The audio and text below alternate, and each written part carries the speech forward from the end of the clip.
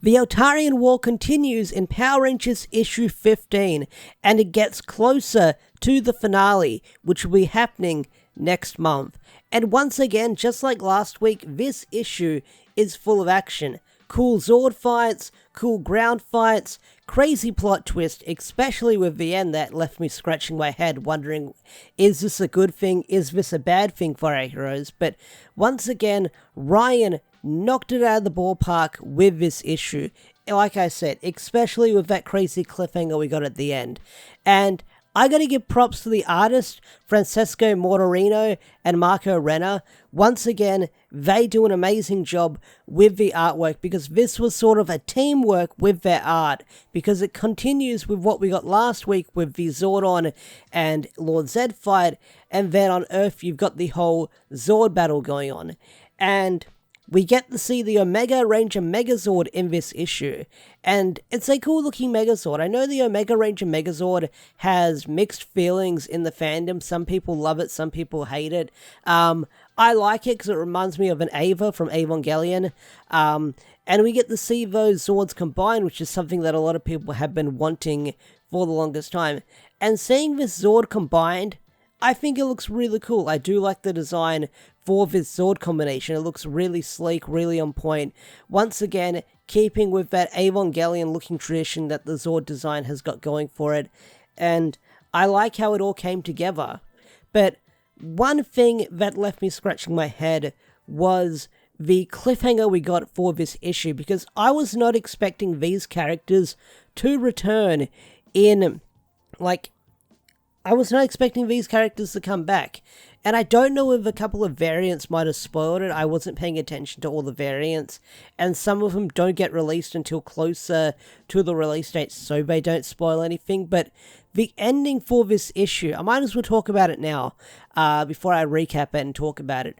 We see the Horrid jumping down and coming to Earth, and seeing these characters return after not seeing them for over a year is kind of a crazy thing, because by the time I think this issue released was the whole Horrid stuff going down on the spaceship. And to see these characters return after they were kind of forgotten about by everyone, because their story arc was kind of one and done, I thought we'd never see them again, kind of took me by surprise that we were seeing them again. And I'll talk more about the Horrid stuff later in the review. Okay, so continuing what I've been doing with the past couple of reviews, I'm going to cover each side of the story going on. I'll cover the moon stuff, and then I'll cover the Earth stuff, and then I'll sort of connect it and give my thoughts on the issue at the end of the review. So hopefully I'll leave timestamps with what you guys want to hear about, such as the moon stuff or the Earth stuff and all that stuff going on. So let's pick up where we last left off with Zardius going into the Caves of Deception, ready to grab the Zeo Crystal. And Zardius had some interesting dialogue where he's talking about the Morphin Masters, saying, "Morphin Masters, if you can hear me, you are fools to leave this realm to the whims of lesser beings." Once again, talking about the stuff we heard in Beyond the Grid, where the Morphin Masters left this realm and they sort of created the Splintered Verse. I haven't read Beyond the Grid in a while, but I guess that's what he's talking about. And he says, "It's time I cleaned up your mess." And he's doing a special chant, and I'm guessing that's to remove the spell placed on the Zeo Crystal that backfired on Zolfram/Zedd all those years ago. But before he can finish the chant, he gets shot on the back by none other than Zordon. And that took me by surprise, because when you find out who shot him in the back, Zordon's got something to say about it by saying, "I usually don't condone shooting someone in the back, but this is kind of an exception." And as Zordon's making that speech, you have Zedd sneaking up on him and hitting Zordon in the back, saying, "Yo, I ain't done with you. Where are you going?" So down in the Cave of Deception, we've got a little reunion happening between Zardius, Zolfram, and Zordon. And like I predicted, one of the predictions I had, we get into a freeway fight between these two characters, where Zedd pieces together everything that happened and learn that Zardius was the one who betrayed him. So I'm finally glad that Zedd is coming to somewhat of his senses and finding out that Zardius was the puppet master the whole time all along. And seeing Zordon and Lord Zedd team up to fight Zardius is freaking amazing. And it's the artwork that makes it stand out as well, because the artwork for these characters fighting and have a freeway fight or a freeway struggle, whatever you want to call it, is freaking amazing. I freaking love the artwork and the coloring that pops when you're reading the panels of these characters fighting.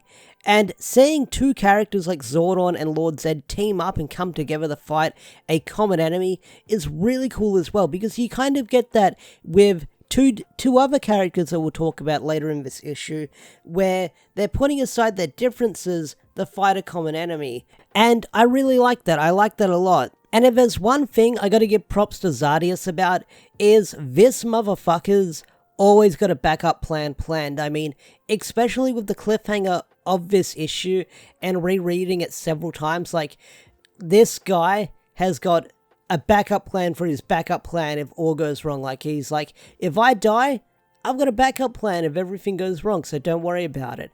And we'll talk about his backup plan later. Alright, let's focus on the Earth stuff. So back on Earth, you've still got the Rangers battling the Imperials in their Zords, plus up in space orbiting around Earth. So you've got Tommy and Matt in their combined White Tiger Dragon Zord battling against the Imperial, and things aren't looking good for him. And Matt's like, hey, I'm going to separate. And Tommy's like, if you do that, we're going to die.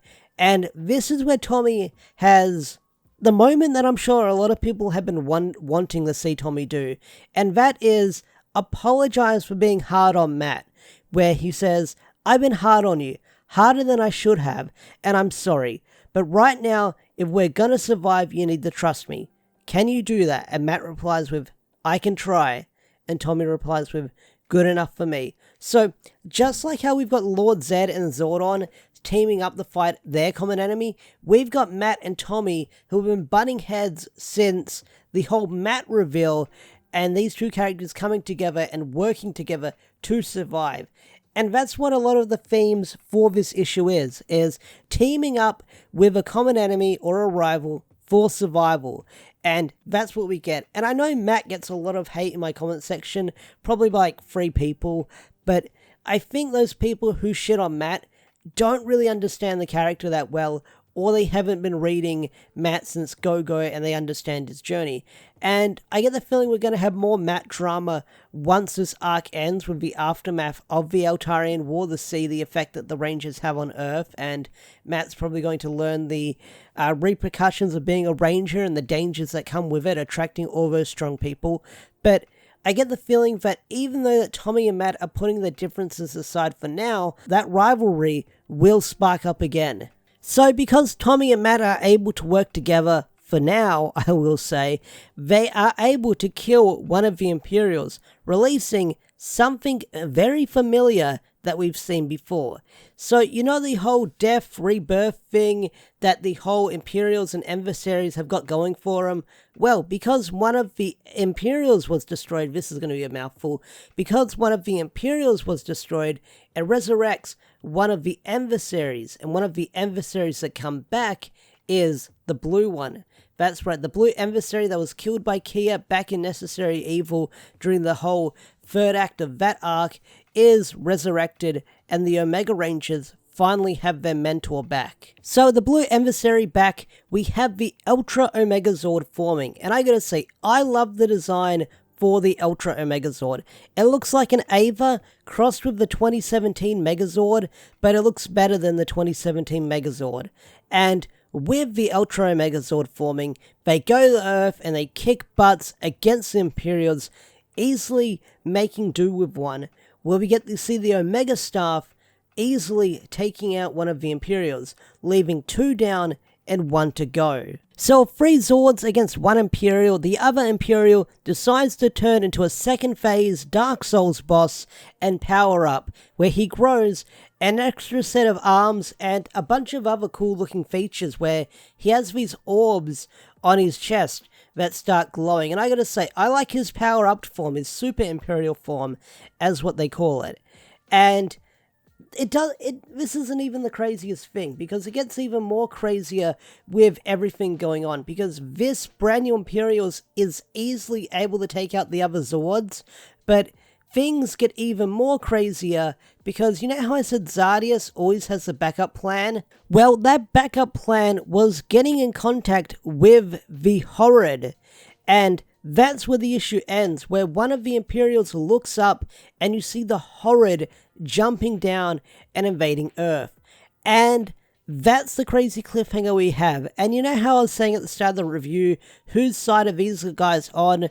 Probably not our hero's side, but seeing how the Horrid suck on life energy and life force, once they see that Imperial down there, that I'm sure that Zardius didn't have this planned, they're probably all going to pile on the Imperial and take out that life energy, because that's probably got more life energy than all three Zords combine. So I get the feeling that Zardius' backup plan might be his undoing in the end. And if the Horrid do stick around after this story arc, I do wonder what kind of problem they're going to face for our heroes on Earth. So that was Power Rangers issue 15. Overall, I thought it was a really solid issue. Lots of cool action, lots of cool character moments, and once again, another crazy ending for this comic. And I am curious to see how Ryan is going to wrap up the story arc next month. That's what I'm really excited to see, how this Eltarian War is going to come to a close, and what is the aftermath going to be after the story arc in March. But like I said, I enjoyed this review and I'm excited to see what's going to happen next month. So with that said, I'm going to bring this video to a close. If you enjoyed this video, hit that like button, subscribe to the channel if you're new, and don't forget to turn on notifications and stuff like that. Special thanks to all the members such as Swagger4 and Andrew McCoyle. Big special shout out to the Power Bunny, who is a $30 member. If you want to get your name in the credits of every video or shout it out, hit that join button or become a Patreon supporter because it helps out the channel a lot. With that said, I'm bringing this video to a close. Thanks for watching, and I'll see you guys in the next video. Peace out, take care, bye!